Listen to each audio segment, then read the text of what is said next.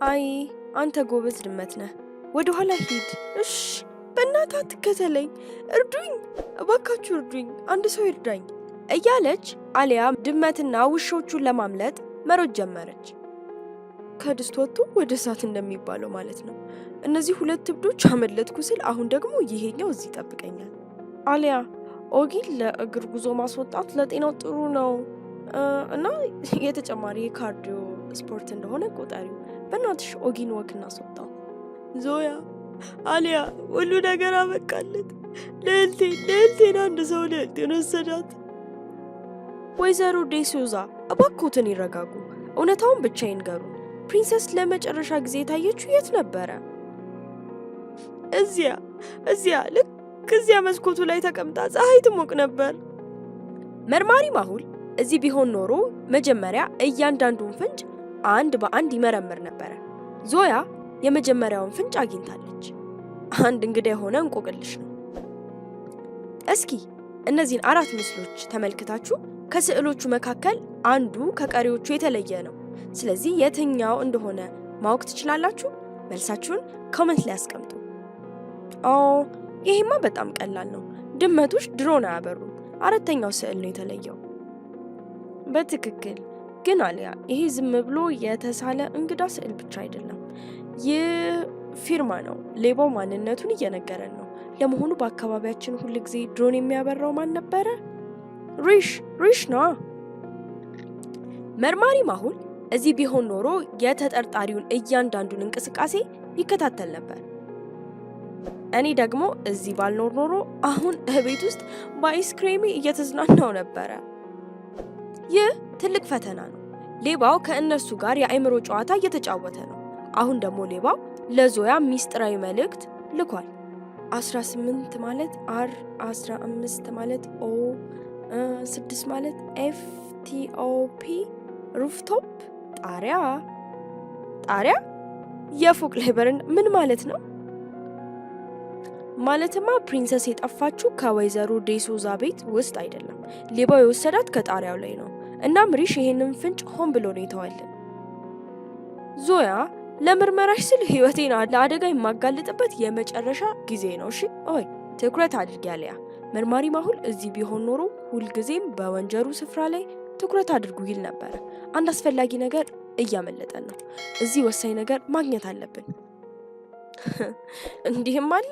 ይሄ የሪሽ የቤት ውስጥ ፈጠራ አይመስልም። ይልቁኑ በጣም ዘመናዊና የባለሙያ ዕቃ ነው የሚመስለው።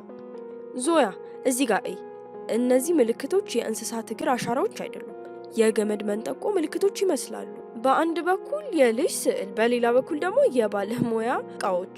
አለቃ ማሁል እዚህ ቢሆን ኖሮ ምንም ነገር መጀመሪያ ላይ እንደሚታየው አይደለም ብሎ ያስታውሰን ነበር። በዞያ አእምሮ ውስጥ አዲስ ጥያቄ ተቀሰቀሰ። ይሄ ዝም ብሎ ጉዳት የሌለው የልጅ ጨዋታ ነው ወይስ ከጀርባው በጣም አደገኛ ሰው አለ? ታሪኩ መጀመሪያ ላይ እንደሚመስለው ቀላል አልነበረም። ዞያ አሁን በትክክል ምንድነው እየፈለግን ያለው? ባለጌ ልጅ ወይስ እውነተኛ ሌባ? እርግጠኛ አይደለሁም ማንያ። እነዚህ ሁለት ፍንጮች በአንድ ወንጀል ውስጥ አብረው ሊሄዱ አይችሉም። አየሽ አልኩሽ እኮ በእርግጠኝነት የሪሽ ተንኮል ነው። ያ ዕቃ እኛን ለማስቀየስ የተደረገ ዘዴ ብቻ ነው። ቆይ ለምንድነው እንደዚህ የሚያደርገው ሪሽ? አሊያ ይሄ ጨዋታ አይደለም፣ የተቀነባበረ ስራ እንጂ። ፕሪንሰስ በራሷ አልጠፋችም። ራሷን እንድትስት ተደርጋ ነው። አየሽው አይደለ ማደንዘዣ። አይዞሽ ዞያ እንዳትፈሪ፣ እኔ ጊዜ ያለው ይህንን አብረን እንፈታዋለን።